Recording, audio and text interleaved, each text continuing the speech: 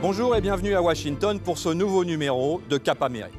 D'ordinaire, l'esplanade du Lincoln Memorial où nous nous trouvons est envahie de touristes.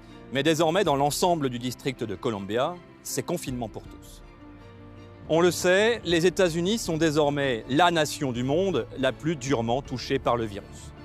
Mais au sein de la population américaine, il est un groupe social qui statistiquement est beaucoup plus impacté que les autres, les Afro-Américains.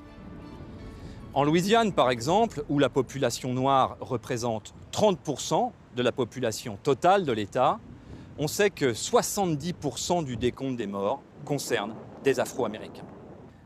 Pour comprendre cette inégalité profonde, nous nous sommes rendus à Baltimore, Maryland. Cette ville à forte majorité noire qui se prépare à être frappée de plein fouet par la vague de contamination qui s'annonce. C'est un reportage de Ketevan Gorgestani et Fanny Allard. Des tentes militaires montées à la hâte pour accueillir les malades du Covid-19.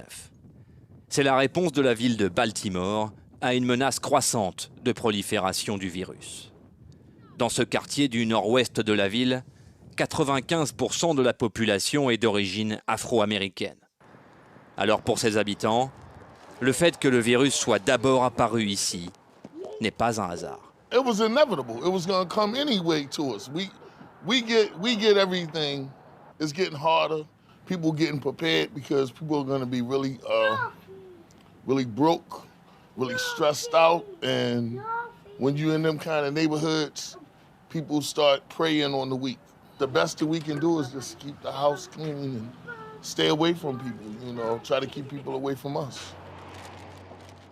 I have COPD, and I know it can infect me quicker. So I just stay in the house and do what I have to do in the house and get my son to do everything for me. Are you afraid? Yes, I'm very much afraid. Les statistiques du Centre national d'analyse des maladies infectieuses sont sans appel. Dans le Maryland, moins d'un tiers de la population est d'origine afro-américaine. Pourtant, la communauté constitue près de 45% des morts. Pour le docteur Scullum, le virus ne fait que souligner des inégalités déjà anciennes. What COVID-19 does is it illustrates and exemplifies the disparities which already exist in our healthcare system already. So, as you can imagine, access to healthcare, pre-existing conditions are some of the things that are most prevalent in communities of color. So when something like this hits, of course, it's going to hit communities of colors more rapidly, harder. Les facteurs aggravants du virus comme le diabète, l'obésité ou les maladies pulmonaires sont plus fréquentes chez les Afro-Américains. Ce qui les rend donc plus vulnérables. Mais là n'est pas la principale raison. Les Noirs sont surtout surreprésentés parmi les travailleurs dits de première ligne, comme les chauffeurs de bus, les aides-soignantes ou les livreurs. Poor people are more vulnerable, and it's not because of biological structure or anything like that. It's because of all the underlying factors that don't get addressed because they're poor and don't have access to the resources, medical resources, etc., to respond to it. Health information, resource information, healthy eating, access to information is a major issue. Un faible accès à l'information, mais partiellement comblé par les initiatives de leaders communautaires locaux. Stay 6 feet apart. Folks, I'm gonna tell you something. You don't have a mask on, you need to start wearing a mask. This thing is no joke out here. Got a lot of people dying, a lot of people getting sick, and you heard the news lately. They're saying, especially with black men.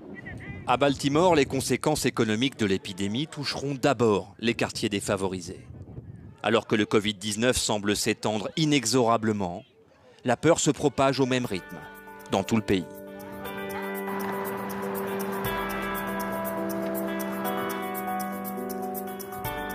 C'est en regardant les ravages du virus à New York que les Américains ont pris conscience de la gravité de la situation.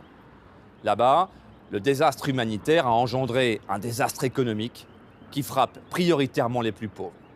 C'est un reportage de Jessica Lemazurier et Céline Bruno. Devant la soupe populaire de New Rochelle, la file d'attente s'allonge de minute en minute. Cette ville a été la première de l'État de New York frappée par le coronavirus. Le confinement et les fermetures ont eu un effet dévastateur sur l'économie locale. What we've seen is a lot of members of our community losing their job. If we can alleviate and help families with this area, which is about produce and having to avoid to go to the supermarket and spend money and use that money for medical supplies or rent, we are able to help the families with at least the nutritional aspect and alleviate as much as we can the food insecurity in our community. La population de cette banlieue de New York est très diverse. Parmi les plus vulnérables, les sans-papiers, nombreux à New Rochelle. Pour eux, cette banque alimentaire est une bouée de sauvetage. Realmente la situación sí está grave. ¿Por qué? Porque nosotros, por ejemplo, yo no trabajo, me dedico a estar en casa cuidando de mis 2 hijos. El más pequeño tiene asma. Mi esposo, por ejemplo, ahorita ya tiene 2 semanas sin trabajo, que es el que estamos dependiendo de él. Claudia et Anna ne savent pas encore comment elles vont payer leur prochain loyer. Mais pour le moment, elles ont un toit et elles sont certaines que leur famille est en sécurité. Sécurité, distance sanitaire, des principes bien loin du quotidien des presque 80 000 sans-abri de New York. À Manhattan, la mission Bowery est elle aussi débordée. Chaque semaine, il faut s'adapter. En temps normal, 200 personnes viennent ici pour le déjeuner. Ils sont aujourd'hui 500. Les sans-abri font partie de la population la plus à risque. Leur santé est souvent fragile et leur hygiène insuffisante, nous explique James Winans, le responsable de la mission. We're telling people hygiene is so important, to stay clean is so important, but where are people going to wash? And so that's why we've added bathrooms here outside the Bowery Mission. That's why we have a hand washing station for people prior to the meal. That's why we have this shower van here so that people can actually get a shower. We're doing it all outdoors. En plus de la distribution des repas, la mission Bowery héberge toutes les nuits 325 personnes à travers New York. Dans les dortoirs, la promiscuité est flagrante. Daniel vit ici depuis 3 mois. Conscient du danger, il essaie comme ses voisins de limiter les risques. We do the best we can. We take precautions, we wear gloves, we clean our areas 4 to 5, 6 times a day. If somebody is ill or has symptoms of being ill, the staff immediately takes charge of the situation. That person is sent to either a hospital or to a testing site. À travers la ville, certains hébergements sont devenus des foyers de contamination. La mairie de New York a décidé de mettre à disposition 6000 chambres d'hôtel pour les personnes à la rue qui sont contaminées et pour les sans-abri les plus âgés. On l'a vu, les plus pauvres, les laissés pour compte, sont clairement les plus vulnérables face au virus. Mais là où le contraste social devient le plus frappant, c'est lorsque l'on découvre à quel point le mode de vie des plus riches reste la meilleure barrière contre la pandémie. Alors que le discours politique du moment voudrait que la nation américaine affronte collectivement et de manière solidaire cette crise inédite qui frappe le monde, ce n'est pas du tout le constat qu'ont fait nos correspondants à Los Angeles. Voyez plutôt leur reportage, il est signé Valérie Defer et Pierrick Laurent.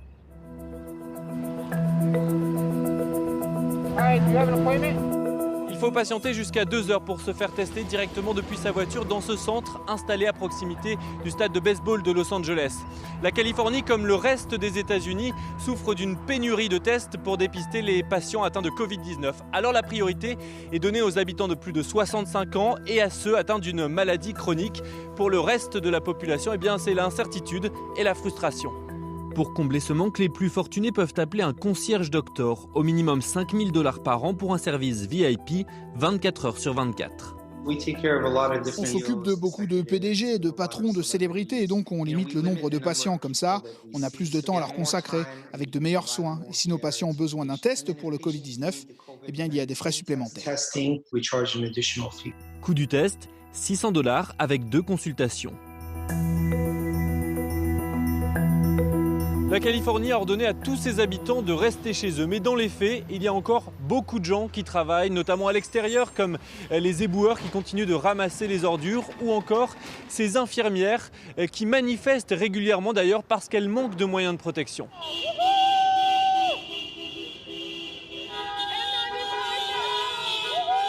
À l'autre bout de l'échelle sociale, certains peuvent au contraire s'offrir un confinement de luxe. Dans ce palace, le gérant loue les chambres comme bureau tout confort, jusqu'à $200 par jour. Le but, c'est vraiment que le client se sente bien, en sécurité, qu'il ait le calme d'un bureau. Quand moi, je travaille à la maison et que ma femme travaille aussi à la maison et que les chiens aboient, ça pourrait signer la fin de certains mariages. This could be the end of some marriages.